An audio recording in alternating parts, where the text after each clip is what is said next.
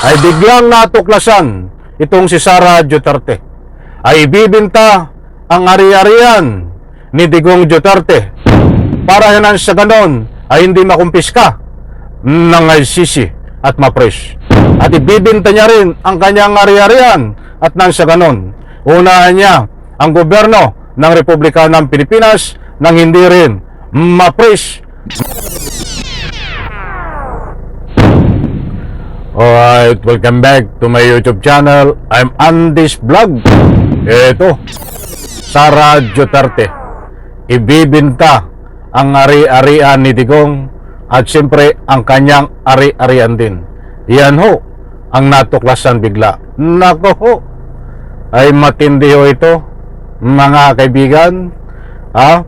Dito sa ibabahagi ko po sa inyo, mga mahal kong taga-subaybay, ay matutuklasan po natin itong taktika, strategy nitong si Sara Duterte na kasalukuyang nandiyan ngayon sa Daheg, Netherlands.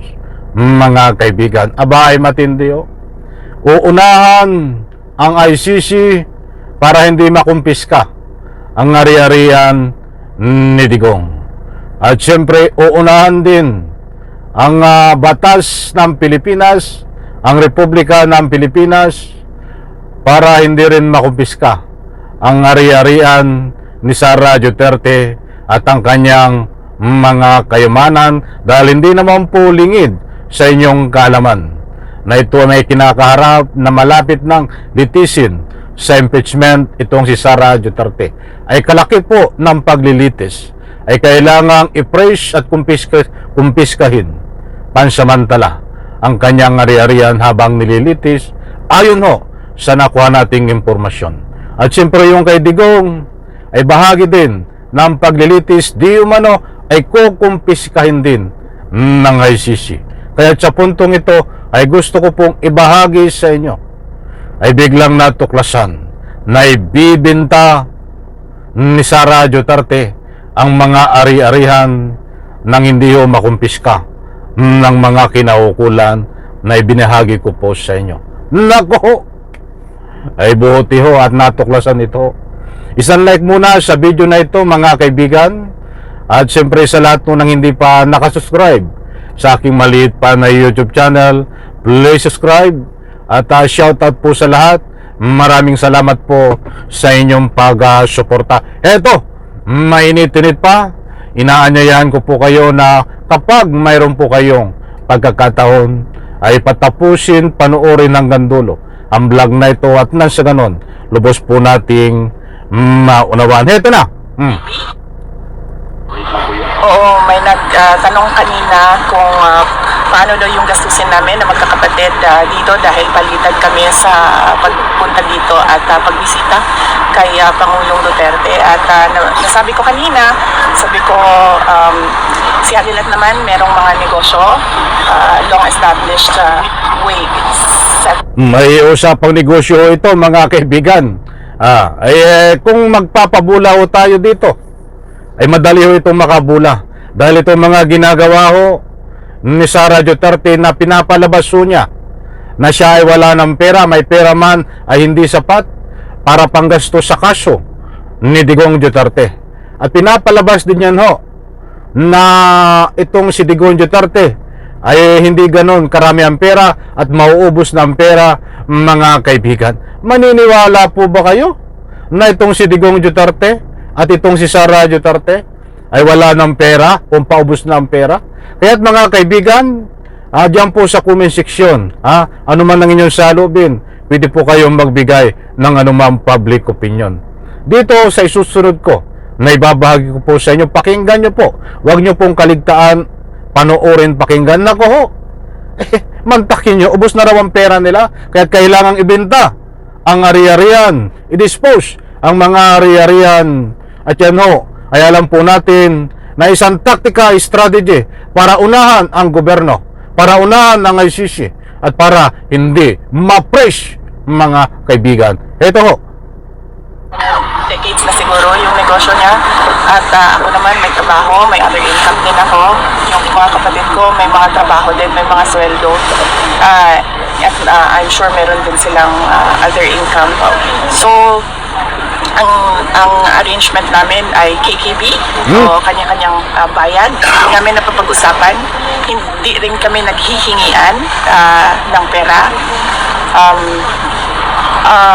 Napag-usapan namin na hindi tumanggap ng donasyon at hindi humingi ng tulong. Ayan na, hindi raw sila tatanggap ng donasyon, mga kaibigan, at hindi rin ihingi ng tulong. Ay pawa epiko ito, mga kaibigan, lumang tugtugin na ito. Wag po tayong magpabudol dito, mga kaibigan, at wag tayong magpadala sa mga ganitong sitwasyon, taktika, strategy nitong si Sara Duterte. Nagkukunwari, nagbabalat kayo. Naku, ay basang-basa na. At alam na ang iyong galawan, Sara Duterte.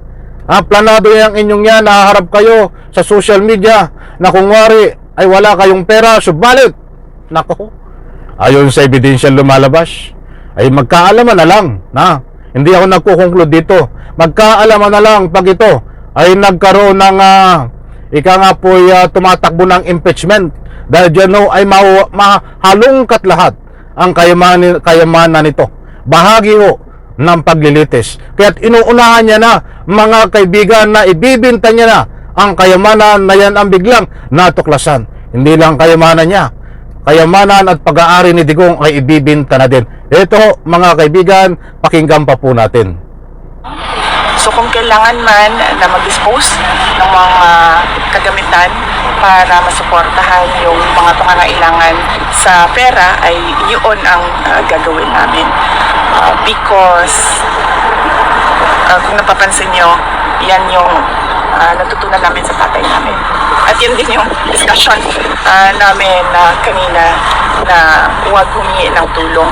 But yun yung prinsipyo niya, pero hindi yun yung makakatulong sa kanya sa loob. Kasi sa loob, kailangan mo sabihin kung ano yung mga pangangailangan mo at ano yung nararamdaman mo, yung mga ganon. Sa doktor, like masakit ang ulo ko, hindi mo dapat tinatago, sinasabi mo, sasabihin mo sa guard, kailangan ko ng shaving cream, so ganon, mga ganon na mga bagay. Nang katakot-takot na papunta sa shaving cream. Ang usapan kanina ay ari-arian, napapunta ay sa shaving cream. Nako, ay malalanaw ito, mga kaibigan. Wag po tayong magpadala dito sa mga ganitong style na pag umaharap sa social media ay wala na raw silang pera, may pera man ay paubos na, at kahit wala sila na sapat na pera ay hindi sila hihingi ng tulong, mga kaibigan. Nako, ito po isang uri ng taktika, strategy, pawa. At nang sa ganun ay baka sakaling ang maawa ang ating gobyerno, ay baka sakaling maawa din ng ICC. Kahit anong gawin nyo na pag-aarti sa ICC, sa Sara Duterte, kahit anong gawin mo na taktika, strategy na pinapakita, ay hindi maniniwala sa inyo ang ICC. Iba ang sistema ng ICC. At kahit anong gawin mo din na panlilinlang ngayon dito sa Republika ng Pilipinas, na pinapalabas mo ay kayo ay isang mahirap na at wala kayong pera, ay hindi maniniwala ang gobyerno ng ICC, dahil ang gobyerno, ng Republika ng Pilipinas. Dahil maraming ebidensya ang lalabas once na gumulong na ang impeachment laban sa iyo. Kaya't mga kaibigan, ang maliwanag po dito ay biglang natuklasan itong si Sara Duterte ay ibibinta ang ari-arian ni Digong Duterte para yan sa ganon ay hindi makumpiska ng ICC at ma-press. At ibibinta niya rin ang kanyang ari-arian at nang sa ganon, unahan niya ang gobyerno ng Republika ng Pilipinas nang hindi rin ma-press, mga kaibigan. Subalit, ang pinapalabas nila ay wala na silang pera at gagamitin ang pera na pinagbintahan sa kaso ni Digong pangbayad ng abogado, na yan ay pawang taktika, strategy, nililihis ang isyu, nagkukunwari na sila ay wala ng pera, na yan ay hindi makakalusot ng mga katuwiran. Marami nagbibigay ng anumang public opinion sa mga post sa interview ni Sara Duterte, na yang binibitawan ni Sara Duterte na pagbibigay at pagbibinta ng ari-arian ni Digong at ari-arian niya ay pawang palusot lamang kung makakalusot, nagkukunwari na walang pera. Pero ang totoo, ayon sa mga nagbibigay ng anumang public opinion, ay isang tactical strategy para maunahan ang gobyerno at nang hindi ma-praise di umano. Isang like ko sa video na ito. Maraming salamat. Pagpalain po tayo lahat. Bye-bye. Palapakan.